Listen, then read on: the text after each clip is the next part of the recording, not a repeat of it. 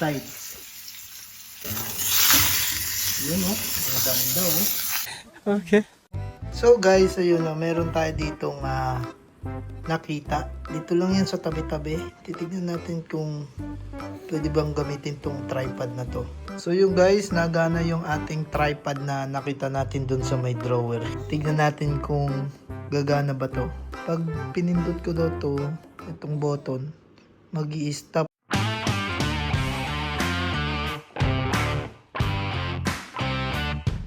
So yung guys, nagkikrave ngayon si Kim ng steak. So maggagawa tayo ng steak kasi medyo matagal na rin tayong di nakapagluto. So ito yung steak na iluluto natin. Fresh na fresh. Tapos, fresh na fresh no. Tapos meron tayo dito mashed potato. So nalaga na natin to.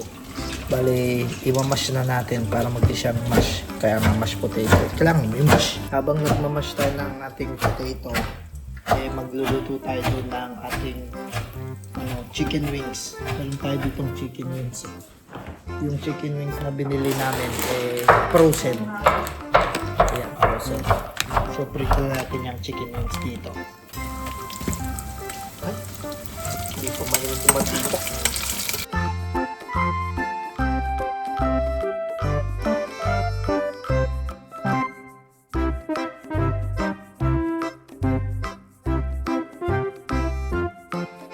So yung guys, namash na natin ang ating potato. Ito na itsura niya. Tapos, nagpiprito na rin tayo dito ng ating fried chicken wings. Mamaya magluluto na tayo ng ating steak. Kasi maaga pa. O pauwi pa lang si Kim. Mas masarap yung steak pag bagong luto. So medyo maluluto na to. Malapit na yan. Gagawin natin. Habang naantay natin maluto yun. Piga na tayo ng bawang o magdikdik na tayo ng bawang. Masarap to sa steak.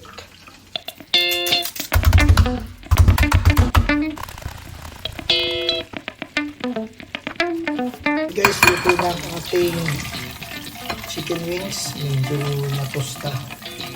Sali na muna natin ito. Gagi na lang. Ngayon guys, pwede na tayong magluto ng steak. So, yun lang. So gagawin natin, tatanggalin lang natin itong moist. Hindi natin ito hugasan guys kasi hugas na to At saka, ayan may mga herb na nakalagay dyan. So, ayan magpapalasa dyan. So pag hinugasan mo masasayang yung lasa. Gagawin natin, lalagyan natin ito ng asin. Ito ng asin. Tapos lagyan natin ng paminta.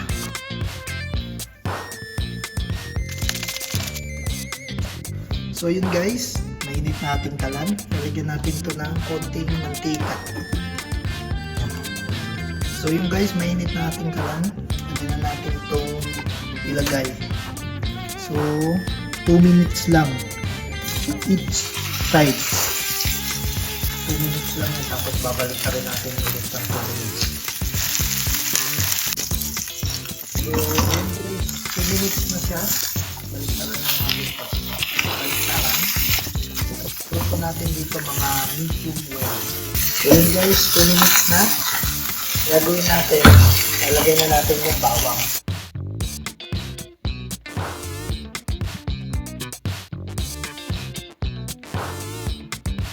So yun guys, okay na tong ating medium well na baka.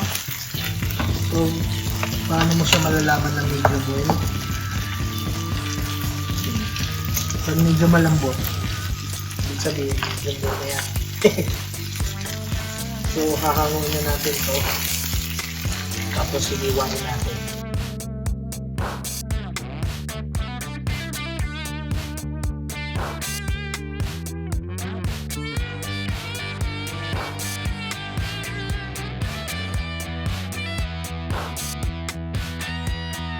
So, yun guys, okay na ang ating gulay. Lalagyan na natin ito doon sa gilid ng ating baka. So yun guys, ito na ang ating baka. Tapos yung gulay ilalagay natin dito sa gilid. Sarap. Para kang kumain sa fine dining restaurant. So yun guys, ito yung ating pangatlong putahe. Gagawin natin, magluluto tayo ng gravy. So, lagyan natin ng butter, harina. Tapos, lulutuin mo lang siya hanggang sa maging golden brown yung harina. So, golden brown na. Pwede mo na siyang lagyan ng tubig. Tubig dito, eto, galing dun sa may mushroom. Yun, haluin mo lang hanggang sa lumapo.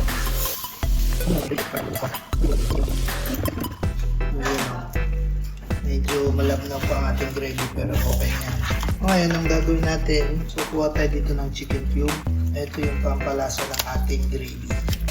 Gagawin natin, kalahati lang itong chicken cube kasi maalat yan. Tapos, lalagyan mo ng paminta. Konti ng sili. Magkukulay gravy na siya. Ngayon, para magkulay gravy talaga siya, lagyan mo ng konting toyo. Konti lang. Kung pakulay lang naman yung toyo eh, kaya konti lang. So, pag hinalo mo yung toyo, magiging kulay brown na siya.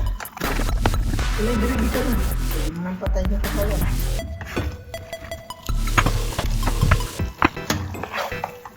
So guys, ito yung ating mashed potato. Tapos ito yung lalagyan ng ating gravy. Oh ha?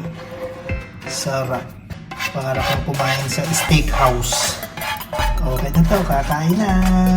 Para maganda, itong ating mashed potato, sabi natin dun sa may mangkok. Para presentable. So yun guys, okay na ang ating ulam. Oh ha? Meron tayo ditong chicken, beef, gravy, mashed potato, kanin, oha. Tapos yung tira. Masarap to sa kanin. Mainit. Ito yung tirang kaldereta. Ito ni Kim. Sarap ng ulam. Kain na. Kain na kami guys. Yun. Kain na kami guys. Sarap po. Wow. Kain na yan.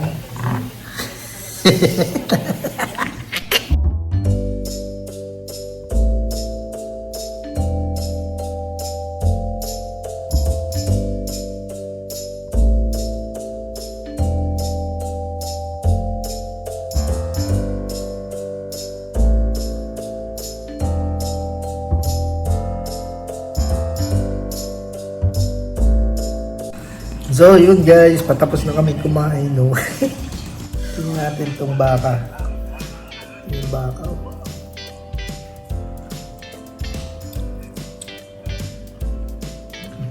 Lambot. Medium well yung pagkaluto kasi si Kim di kumakain ng medium.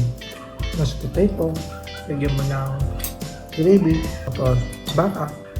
Ah! Sarap. Tignan mo yan.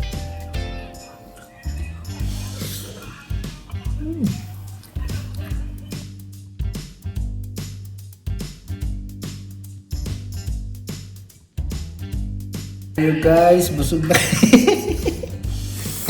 Ano masasabi mo? Sarap kumain. Sarap, dumidigay ka pa. Ulam pa siya bukas. Itagay namin dito to. So yun na ang gagawin. Ayun na, tambak yung hugas yun. Okay magugas. Hugas ka na? So yun guys, tapos na kaming kumain. Boy, ano ginagawa mo? Boy, tumatay ka? Dota muna ako ha. Hehe.